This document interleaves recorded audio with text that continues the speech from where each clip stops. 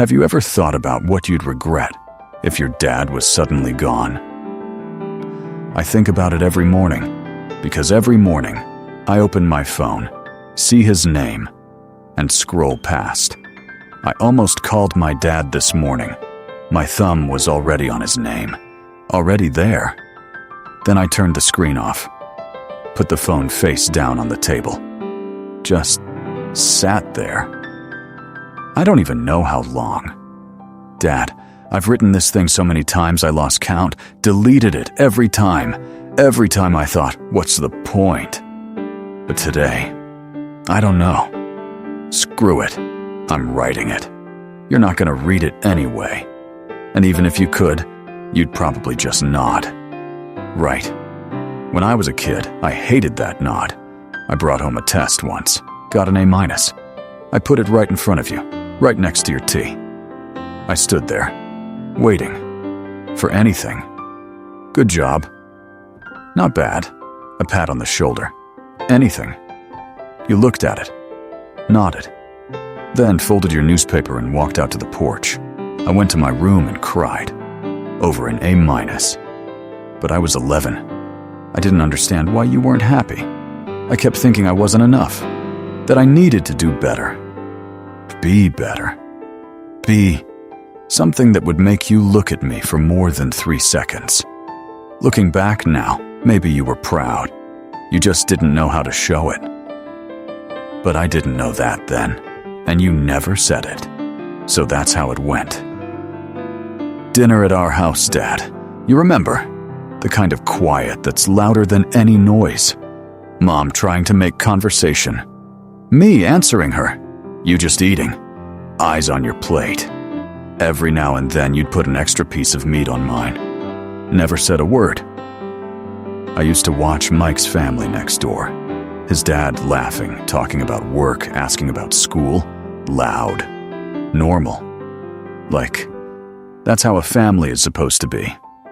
Our house? You could hear every chopstick hit the bowl. I used to think you didn't care. I really did. Believed that for, God, 15 years. Maybe more. And maybe I needed to believe that. Because if you did care and still stayed silent, I didn't know what to do with that. Being angry was easier. The older I got, the better I got at avoiding you. Eating later so I wouldn't have to sit with you. Going to my room earlier. Talking to Mom about everything. And to you it was just, yeah, no, I'm fine. One time you asked me, how's work going? What I heard was, what have you even done with yourself? So I said, fine, and walked away. You just stood there. I saw it in the hallway mirror. You stood there a few more seconds, then turned around and went back inside. I knew exactly what I was doing. I knew. But I still walked away. I don't know why that moment is so clear. The big stuff fades, but you standing there watching me leave, then quietly turning around, that one stays. There was this one fight. I don't even remember what it was about. Something small. It was always something small. But I said, do you even care about anyone besides yourself? Mom was in the kitchen, holding a bowl, completely still. You looked at me, didn't say a word, got up, walked out to the porch, sat there until dark, didn't come in for dinner. I knew that one landed. I knew it when I said it. And I said it anyway. If anyone ever asked me what I regret most, I don't have to think. That sentence. Those 10 seconds. Then that night. Phone rang at 2 a.m. Number I didn't recognize. Your father's been in an accident. I don't remember how I got to the hospital. I really don't. Just remember my hands shaking so bad I couldn't hit the right elevator button. The hallway smelled like bleach mixed with something I couldn't name. Fluorescent lights. That kind of bright that doesn't feel warm. The heart monitor going beep, beep, beep. Steady, like it was counting down to something. Dad was lying there, so small. My whole life you were a wall, stern, solid, unmovable. And now you were lying on a hospital bed, IV in your arm, face gray under those white lights. The blanket was so thin I could see how much thinner you'd gotten. When did that happen? How did I not notice? I couldn't step through the door. The doctor asked me, "Does your father have any underlying conditions? What medications does he take?" I just stood there. Couldn't answer. Not because I was panicking, because I genuinely didn't know. Didn't know if you were sick. Didn't know what pills you took. Didn't know if you'd been tired lately. If you'd been sleeping okay. If anything hurt. I'm your kid. And I didn't know a single thing about you. If you had died that night, the last thing I ever said to you would have been fine. You asked how work was going. I said fine, and walked away. That would have been it. I stood outside that ER and I couldn't breathe. Mom handed me your phone, said to check if anyone needed to be called. I opened it. Last message. Unsent. To me.